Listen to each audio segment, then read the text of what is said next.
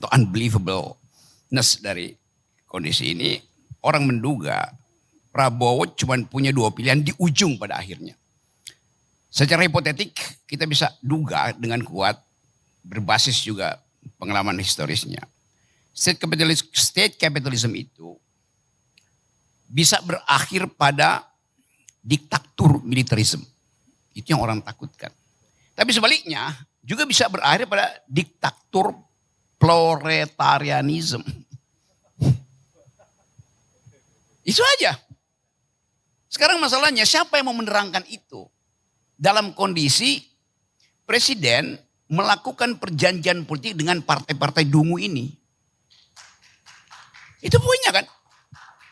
Perjanjian politik dibuat di awal untuk mengefektifkan kabinet.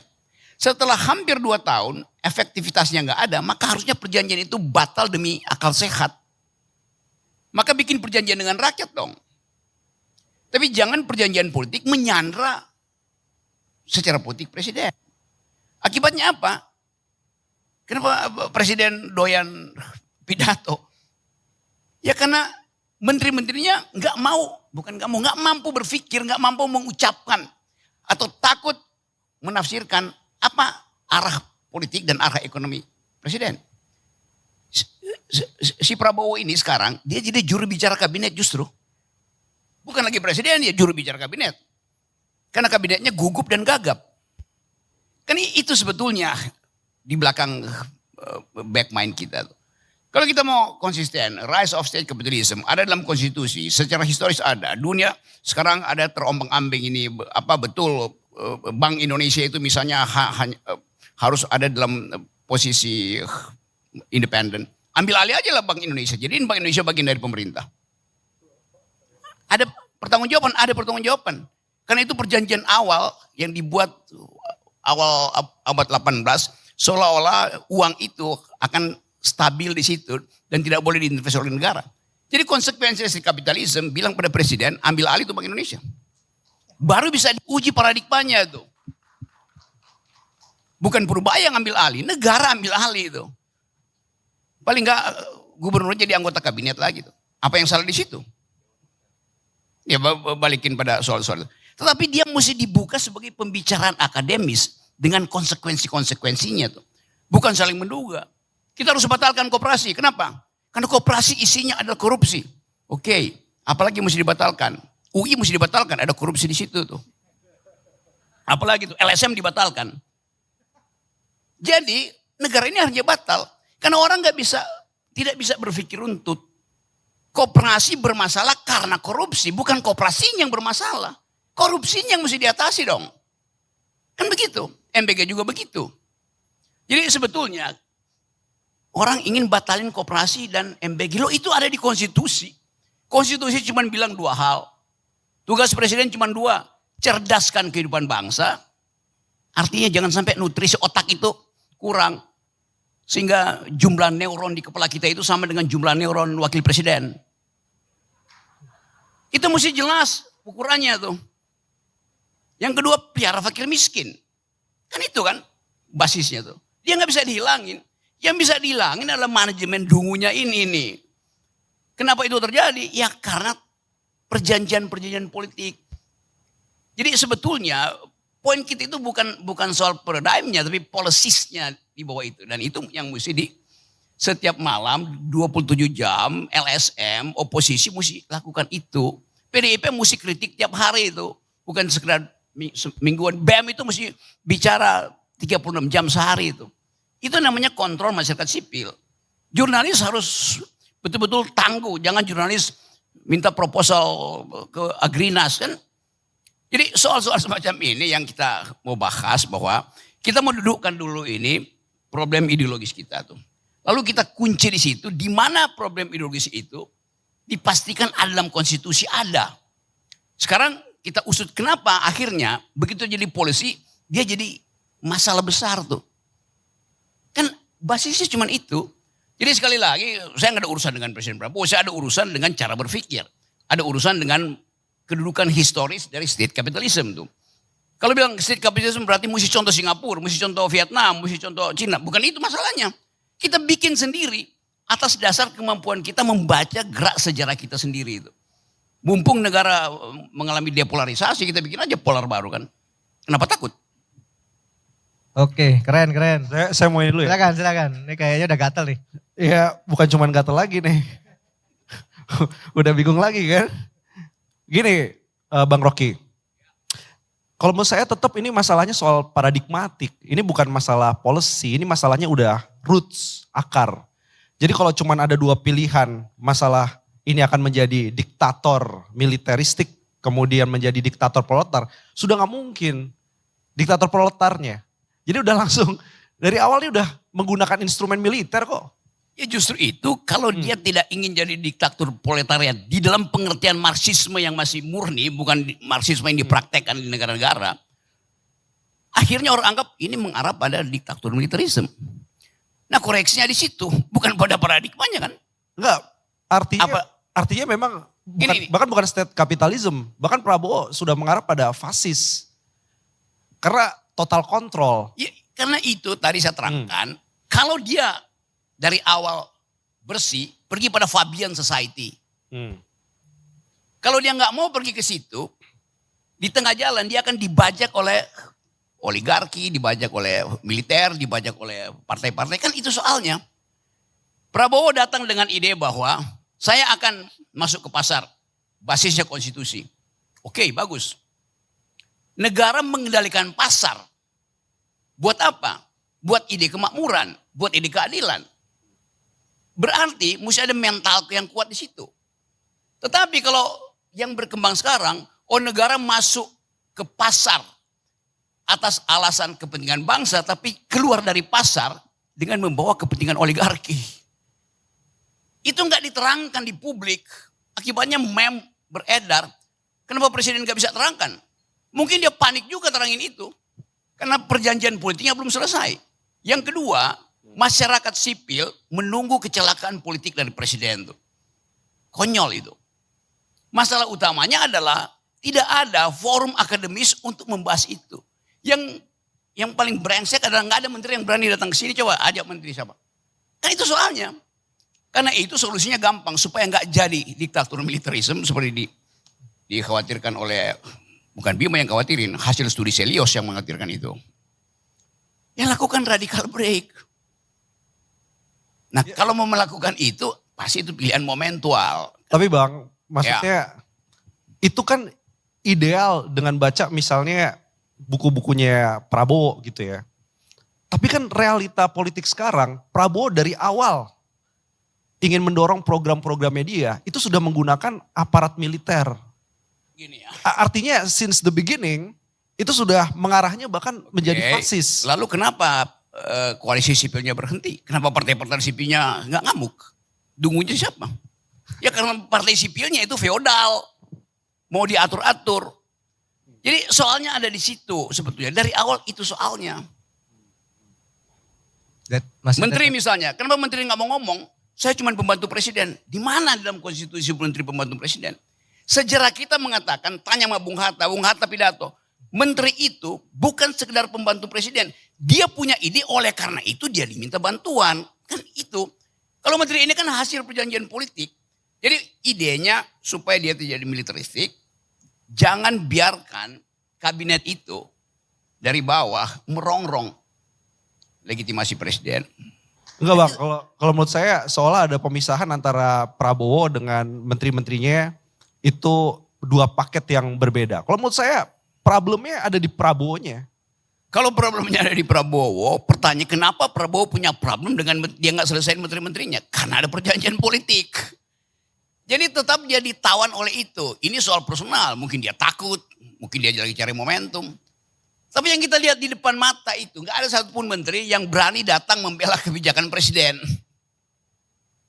Yang bela presiden siapa?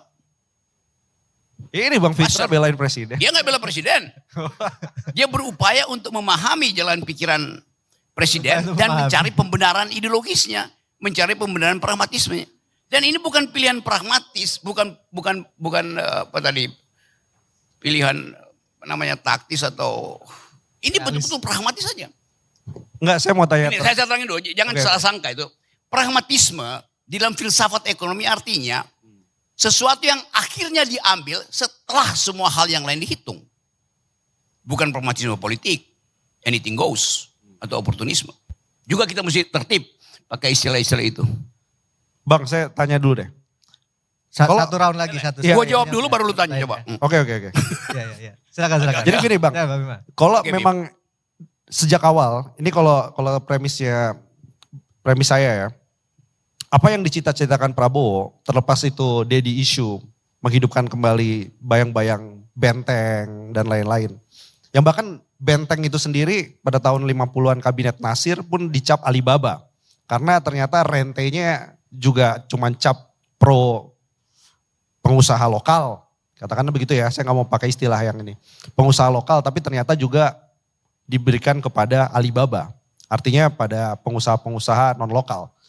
Artinya kan belajar dari situ saja kalau Prabowo punya dream untuk bikin state capitalism ala dia sendiri dengan konstitusi pasal 33 dan lain-lain. Artinya kan infrastruktur dari awalnya itu sejak kapan Sumitro menggunakan kuasi militer? Itu yang jadi pertanyaannya. Kalau dari awal dia sudah menggunakan itu, bahkan nggak layak dia menggunakan nama Sumitro lagi kan sebagai benchmark kebijakan ekonominya, gitu loh Bang. Jadi dari awal sudah militerisme, sudah mengarah pada fasis ekonomi. Alatnya MBG, alatnya Kopdes Merah Putih. Karena itu tadi, seandainya yang jadi presiden adalah Bima, orang akan ngomong Prabonomics, Bimanomics itu. Di dalamnya tidak mungkin ada militer. Karena dia datang dari tradisi civilian value. Kita lagi dorong masyarakat sipil, pastikan bahwa civilian value itu mendahului militerisme. Jadi bukan kita mundur justru karena militerisme ada di situ kan. Kan logiknya begitu. Padahal itu bukan tugas masyarakat sipil kok, tugas partai-partai yang mengolah narasi sipil itu nggak ngomong. Itu soalnya. Jadi sekali lagi, kalau disebut Prabowonomics, itu bukan sesuatu yang diseriuskan secara teoritis. Dia mau milih apa di situ coba. Jadi intinya kita dorong Presiden Prabowo ganti 70% menterinya supaya terlihat bahwa dia ingin betul-betul mengaktifkan pikiran sosialistiknya, bukan sosialisme, sosialistik minimal. Tetapi sambil memberitahu pada Presiden bahwa, Pak Presiden, batas dari ambisimu untuk menghasilkan Prabowonomics adalah APBN. Batas ambisi politik adalah anggaran negara. Karena itu efisienkan. Jangan tiba-tiba mulai semua ini koperasi tumbuh, MBG tumbuh, perumahan tumbuh segala macam. Kan mesti dicicil. Nah menerangkan itu bukan tugas kita, itu menterinya mesti terangin. Gue gak bisa nih, Ara lu berhenti sebentar dulu. Jangan pamer-pamer. Ferry lu duluan itu. Jumhur tahan sebentar tuh. Tapi yang mengkoordinir itu siapa? Ya Pak? Baik. Ya lu ngomong sama Teddy kalau gitu. Aduh, oke. Kita berikan aplaus untuk semua pembicara. Saya cuma mau Dan ngomong gini Bima, Mas. silakan. Jadi kalau Prabowo itu state capitalism, maka 100 gigawattnya nunggu PLN. Tapi kalau kata Bang Rocky, bagaimana menjadikan Prabowo sosialistik, maka seharusnya energi poverty, kemiskinan energi di banyak desa yang belum ada listriknya, itu langsung dijawab dengan energi terbarukan skala komunitas. Jadi break up dari monopolinya PLN. Jadi kalau kelihatan sekarang ini kan sebenarnya saking bingungnya, ini siapa yang mau memulai proyek itu? Bahkan kalau kita mengandalkan JETP, JETP hari ini masih ada orang jadi JETP delivery unit bahkan sekarang. Orang sudah banyak yang mempertanyakan kerjasama internasional model JETP itu gagal, ya kan? Amerikanya juga keluar dari situ. Jadi kita berharap pada siapa? Soal energi,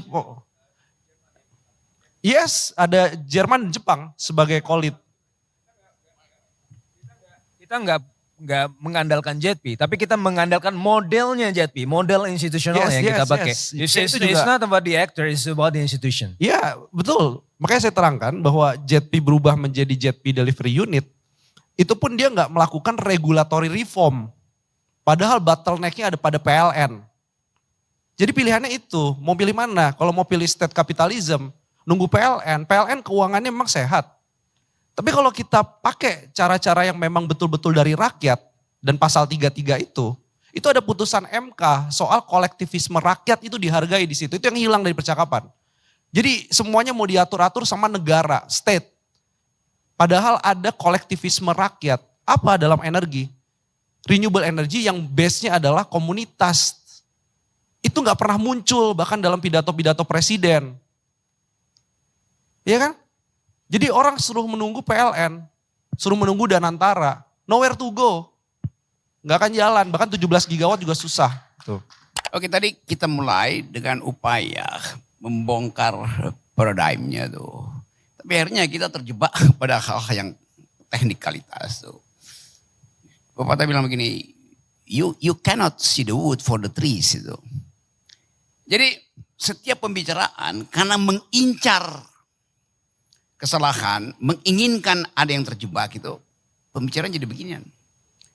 Kita takut pada militarisme. Gue gak takut. Kenapa lu gak takut? Gue masyarakat sipil kok. Kenapa gue mesti takut? Bahkan yang mesti bicara itu kan DPR. DPR yang mesti halangi. Bukan militarisme, creeping militarisme tuh. Memang militer hari ini sama dengan militernya Soeharto. Ada garis komando yang lurus. Kalau dia didasarkan tadi pada keinginan untuk korupsi, disogok aja dia berhenti juga kan jadi totaliter kan. Beda dengan militarisme dalam pengertian ideologis. Nggak ada di dalam Indonesia tuh orang jadi militarisme. 98 gagal semua itu. Jadi kita mau atau paling nggak saya ingin ada pembicaraan yang betul-betul tenang, sober. Supaya kita bisa deteksi sebetulnya dari awal apa masalah itu. Nah forum-forum semacam ini dibikin tiap hari itu Adin. Supaya kita lihat itu siapa yang punya otak, siapa yang cuma mau buka mulut doang.